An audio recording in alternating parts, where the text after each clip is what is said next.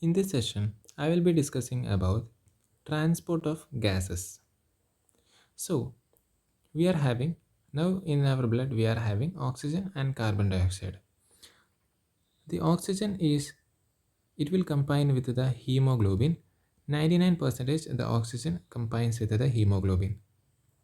In our blood, 1 gram of hemoglobin it carries 1.34 ml of oxygen. In our 100 ml blood, we are having 15 gram of hemoglobin, which eventually carries 15 into 1.34, that is equal to 20.1 ml oxygen. So the CO2 it is transported mostly as bicarbonate. 70% transported as bicarbonate. The rest 30% it combines with hemoglobin to form carbaminohemoglobin.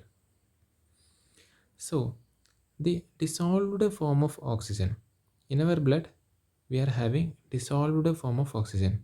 That dissolved form it is contributing to partial pressure of oxygen. The dissolved form is 0.3 ml of oxygen when we are taking 100 ml of blood. Now the oxygen dissociation curve. The oxygen dissociation curve is found to be sigmoid in shape. So in the x-axis we are having partial pressure of oxygen, and in the y-axis we are having percentage of oxygen saturation of hemoglobin. So the curve attains to be a plateau at the end. This is because at the partial pressure of 100 millimeters of mercury, there is no more hemoglobin is available. That is why it is becoming plateau. So the 50% saturation of hemoglobin it is achieved when the partial pressure of oxygen is 27 millimeters of mercury. In our blood, the one molecule of hemoglobin it can combine with 4 molecule of oxygen. But there is a curious thing to be noted. The first oxygen molecule it is coming and binding with T form of hemoglobin. Actually, this T form of hemoglobin is a tight form of hemoglobin because there is high difficulty in binding. But the second, third, and fourth oxygen, it can, it will be combining with a relaxed form of hemoglobin. That is because when first oxygen molecule bind with the T form tight hemoglobin, the salt bridge binding will be break and it become relaxed hemoglobin. So the subsequent binding are relatively easy. There is a theory which is called theory of cooperativity. So this is a theory of cooperativity is a reason for the sigmoid curve. That means the first oxygen molecule it binds with a difficulty and the remaining oxygen molecule it bind with ease, as I have explained above. Now discussing about various shift.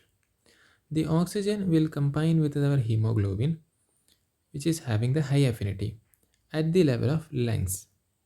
So this binding or we can say loading of oxygen in lungs.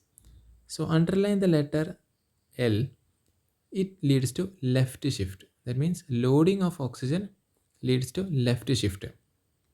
This effect is called Haldane effect. So that means there is loading of oxygen in lungs and unloading of carbon dioxide.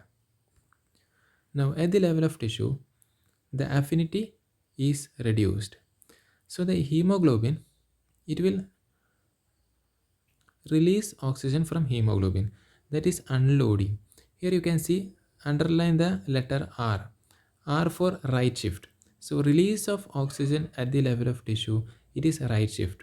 And the effect is called Bohr effect. So discussing about the causes of right shift.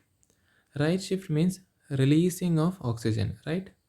That means at the tissue level, there is a condition which is called hypoxia. Oxygen level is decreased. Then CO2 will CO increased CO2 level. That is hypercarbia, especially hypercarbia. When CO2 level rises, its front H plus level will also rises and leads to acidosis. Then when you are doing exercise, there is a shortage of oxygen. So at the high altitude level, when you are experiencing prolonged hypoxia, when you are experiencing prolonged hypoxia, it causes right shift. Increased level of 2,3 dpg, especially it is when anaerobic glycolysis takes place, an intermediate product 2,3 dpg is formed. So this 2,3 dpg can bind to our hemoglobin and causes the right shift. But there is a thing to be noted.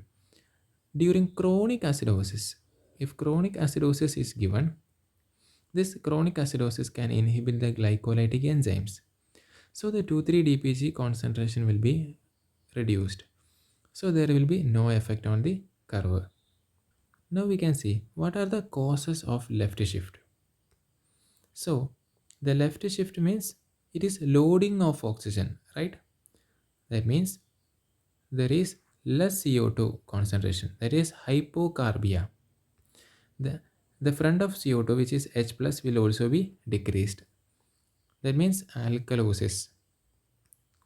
The fetal hemoglobin, it is shown to have very high affinity to oxygen and less of affinity to 2,3-DPG.